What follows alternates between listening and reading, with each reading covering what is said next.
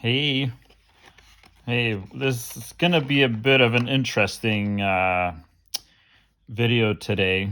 But yeah, we're just here hanging out, and yeah, we're gonna do a reveal package. What do you call that when they open packages on videos? How do they do that? What? Product review?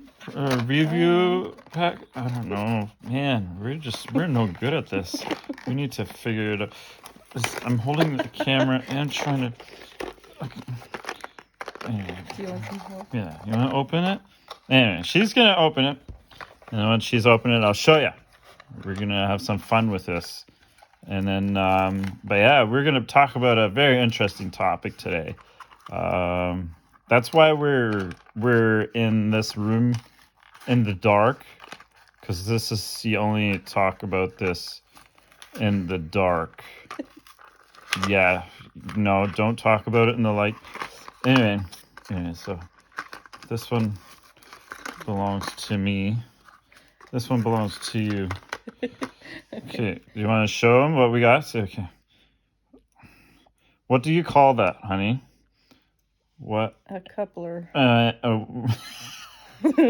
I don't know. What end is it? This end. This is for an air hose. Anyway, I do construction, so I deal with air hoses and stuff. So we got to connect the air hoses. But just in case you don't want to. But one time I had to explain to one of the guys. Female. I had to. Yeah, you got it. That's the female end. Nice, you got it. I had to. Okay. I had to explain to a 20-year-old plus guy that what the difference was from that one to this one. Okay? Just in case you don't know, here, hold that end. This is the male end, and that's the female end. Okay? I hope you figured out what we're talking about now. Okay, you got to pull that lever, that thing back. So then you connect. Yeah. And then you let go. Yeah.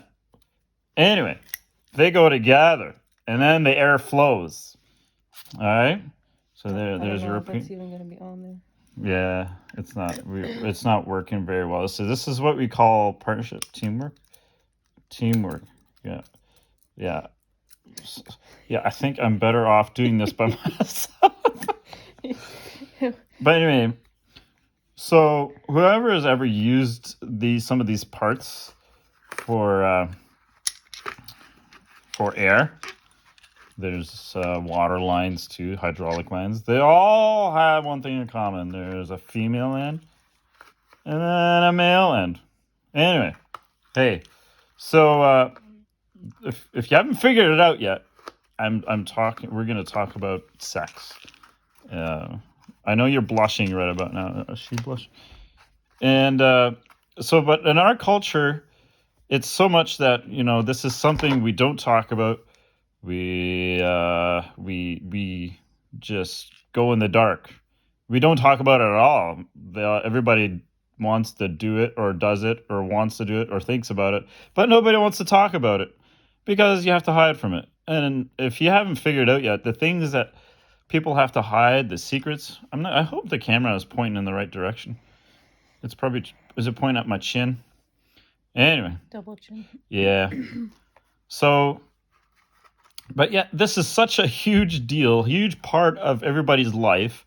Your product, your byproduct of what's us two did together called sex.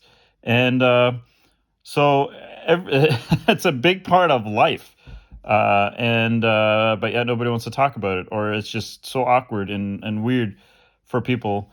And but yet, it's a very enjoyable thing, but you don't want to talk about it. You love talking about the food that you eat and the taste, and you post it. I don't encourage you to post the thing that you enjoy. But anyway, so something I want. I want to mention today is that okay, especially in the marriage and in the Christian circles, it's really taught that the men. I want to talk from the men's side, men's perspective, and it's always shown that okay, the men really need it. It's something that you have to have, and you if you don't have it, then you might go off the rails and do something stupid and wander off, and then so it's the pressure's been put on to the wives that you got to make sure he's fed, not just fed food like filling your stomach, but fed in the bedroom and he needs to be satisfied. And the other day it dawned on me, it just really clicked that how does it really sound if you say stuff like that in these marriage books and these conferences and these places where they teach this stuff that you got to satisfy one another, so the man has to go do the dishes and sweep the floor and that'll make her happy, and then she'll in return do a make him happy later on in the bedroom or wherever. And it's such a transaction type of deal, and like a formula. That's how it works, and so I just it's just so weird. It dawned on me the other day that it's the same when they say that the men have it and they put the pressure on it that the man you need to keep the man happy and it's your responsibility, and that and the men have this mentality that I need to stay happy and I need it so many times a week. They even they even say in these books when it comes to this topic that a healthy marriage has to have at least you have to do it 2 times a week. That's a healthy marriage, and so they put that out there. That's the formula. That's the trick. That's the trick. And then I'm like, okay, well, why is it not possible for a healthy marriage without it? Is it possible? Does it have to be at least that? Does it have to be that? Can it be less or can it be more? Like, why is it that number? Like, and so it sounded very much like drug addicts.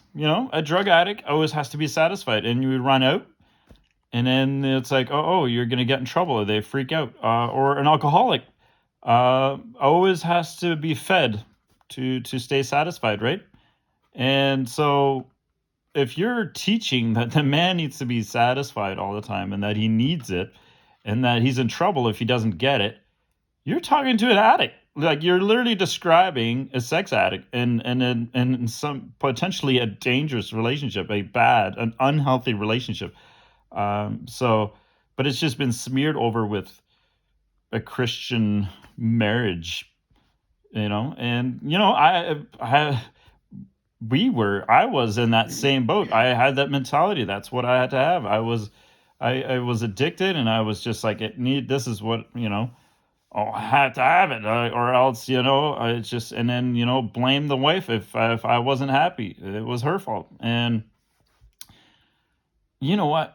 It's possible to be free from that, and it's possible that marriage can be good without it. And then the whole topic of sex is just so messed up. How that sex has become a need instead of a byproduct of something. Okay, so intimacy and sex has always been one-sided for the man, like that's they need it, not the woman, but that they're the ones giving it, and the man is the one supposed to take it, but it's kind of smeared in the flower of love. But it's so messed up if you really look into it and actually start to question why like that, what's going on, and what's really going on in the background. And but yeah, so it's a byproduct of love. Supposed to be. I know the world has perverted it, but the church and religion has perverted it even more, like worse. I have a feeling that the world has a better idea of what it means than the church does, and the church has made it all weird and in some weird messed up secret thing that it needs to be done at a certain way, or else it's your marriage is not right, or he might go off cheating on you. Okay, woman, I'm going to talk to a woman. If you're a man, if you think you have to keep the man happy to stay with you or not to go cheating, then there's something seriously wrong. Like there's something seriously wrong. Like that, because your marriage should not be hinged on that. Love is, and plus, it's not a transaction type of deal. It's supposed to be a coming together and a partnership, and where both can enjoy it, both, not just the man. And it is, ladies, it's possible for women to enjoy it more or eat just as much or even more than the men. It's for both, and it's supposed to be something that both can do together and both enjoy. And it's not one giving and one taking, and that it's something has to be done. And men, find some freedom. Like that, don't expect that it's you have to have it, and that's if you don't get it, your life is going to end. Because that's all your life revolves, or your marriage or relationship revolves around, is that. And it's potential you can be free from that, and there's so much more to life than that.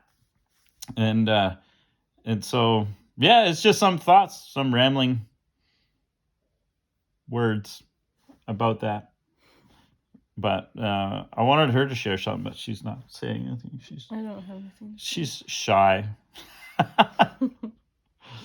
But she makes for a good background. And but yeah, just wanted to shout out to that. It's just some of our experiences, some of the things we've gone through, and we really wish for people, like we often think and talk about it, that we wish people would all be able to experience that freedom, and that that we can be real with one another, and you can talk about it just as much as when you talk about how you enjoyed that food or you didn't enjoy that food. That's the same. You can talk about it just as open and freely to one another, and even to others, but to one another especially, about, I didn't like that part, I didn't like that part, I really enjoyed that, and we can both enjoy it. And it's not just for one to give and one to take. And men, seriously, like you can be free from. It's just, uh, it's not something that you just, a drug that you need to take. But literally, it is being treated as a drug if you just actually think about it. Like, just go look at a drug addict, and he needs to be satisfied all the time, or him or her. And you're saying that, oh, the man needs to be satisfied, keep the man happy. Seriously, is that what needs? That's the only thing. Like, seriously, that's being taught, and that, no wonder why they think that is it. We need to start teaching it differently.